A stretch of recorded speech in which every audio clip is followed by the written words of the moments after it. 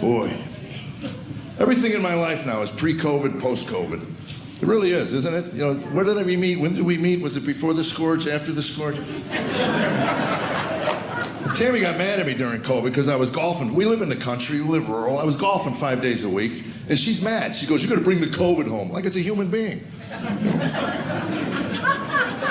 I said, "I'm golfing, I'm outdoors." She goes, "What precautions are you taking?" I said, "Well, we quit kissing after birdies. Does that work for you?"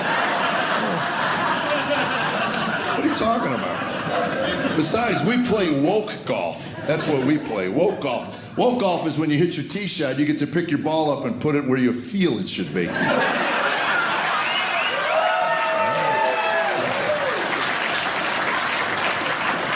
don't want to brag, but I had 42 hole-in-ones last week.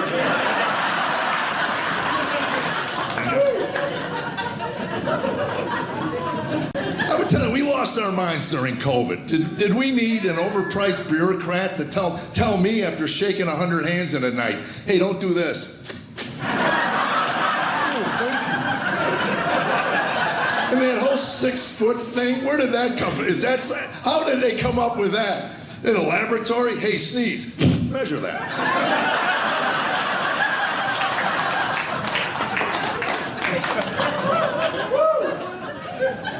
You know what COVID taught me? Socialism will never work in America. That's what it taught me. COVID hit, and the richest nation in the history of the world was out of toilet paper in 3 days. I mean, come on.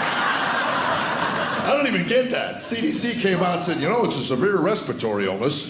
And the entire nation said, "We need toilet paper." I think you're wiping the wrong end, sport. And I figured that out on my own. I'm not a doctor.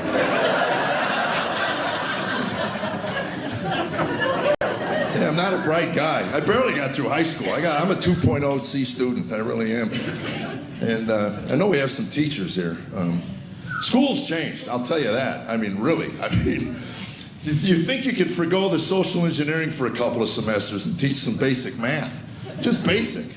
I'm not kidding you. My mother used to hold up flashcards when I was a kid at the dinner table. I would eat dinner and I'd see 9 and 5, 8 and 4, 7 and 3. You know, to this day, I don't want to brag. But I could see a couple numbers on a piece of paper, and whether I want to solve that problem or not, my brain just solves it. I'll see 8 and 5, my brain goes 13. Oh, I didn't even want to solve that. It's gotten to the point where I go to McDonald's now, if there's a young guy behind the counter, I wait for him to ring it up, I hand him some cash, and then I wait, and I go, "Oh, wait a minute, I just found 3 pennies. Yeah, I just step back and watch the show. They start using the new math. They came up with new math. Can these people leave anything alone? We went to the moon on the old math. Einstein did good with old math.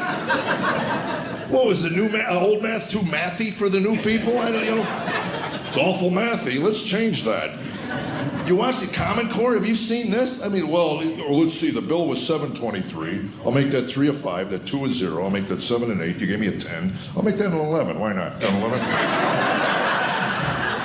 Oh, but you gave me 3 pennies. Oh, gosh. Oh. Is there a homeschooled kid in this room? Somebody? How do they do it? I read where they won't even grade English papers in public school with red ink because apparently the sight of red ink on a piece of paper is too traumatic for our children. Really? I don't know about you geniuses, but my English papers came back looking like OJ's driveway, all right? Yeah. My father would pick up my paper and go, "Holy cow, this is your native tongue, you moron."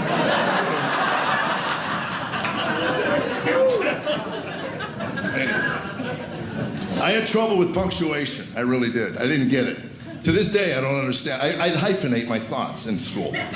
I'd write hyphen.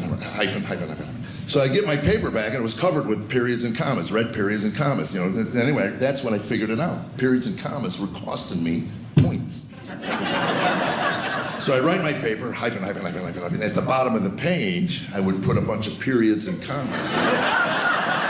With a note to the teacher, if he could just put those where those belong. That would really help me out.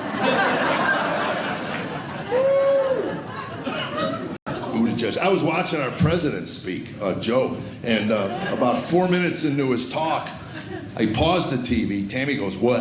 I said, "Is it me or does our president look like he'd be a lot happier watching Gunsmoke and eating ice cream?"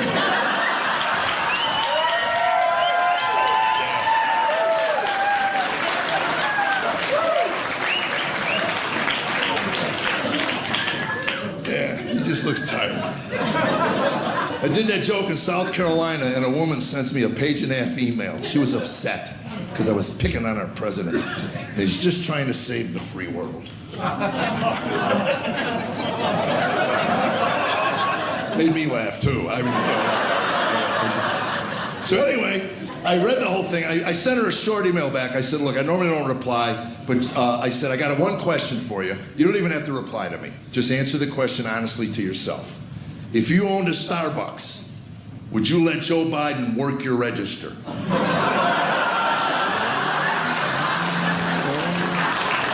You know you wouldn't let him run the latte machine. You let him greet at the door. Would you not let him greet at the door? He's an affable guy. Let him greet your customers. He'd shake their hand, "I'm Joe Biden." And then he would regale them with stories on how years ago he walked the Colombian forest with Juan Valdez himself. Matter of fact, Joe Biden, personally handpicked those beans. They're roasting right now for your cup of coffee. You'd be so happy you'd say, "Thanks, Joe. I just had a cup of Joe with Joe."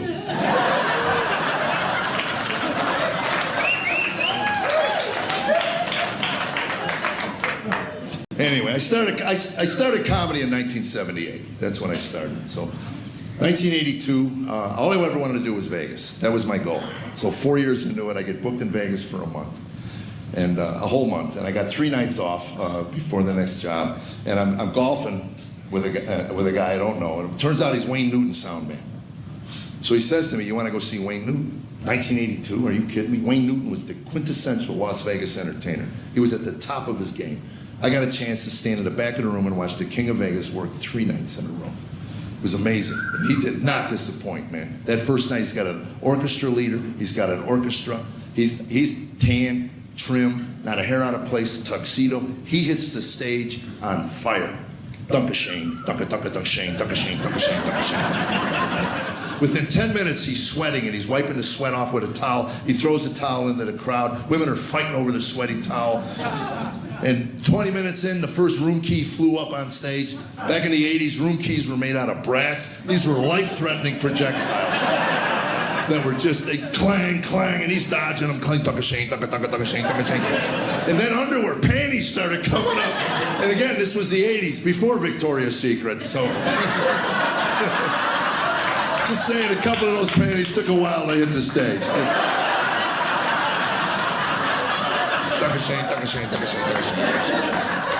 In an hour, he does a ballad. He sits on a stool, he does a ballad, and then he does the ballad. Beautiful song, beautiful. Stands up, he says, "Look, I got to tell you the truth.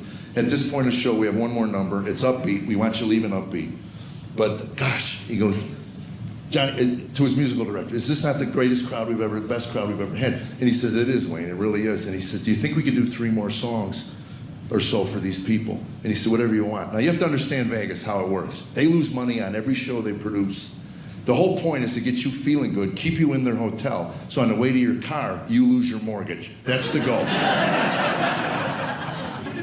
I had a friend that was opening for Paul Anka back in 1982, and he was supposed to do 25 minutes. He did 28 minutes. Some guy in the casino got in his face and said, "Those 3 extra minutes you just did cost this casino $45,000.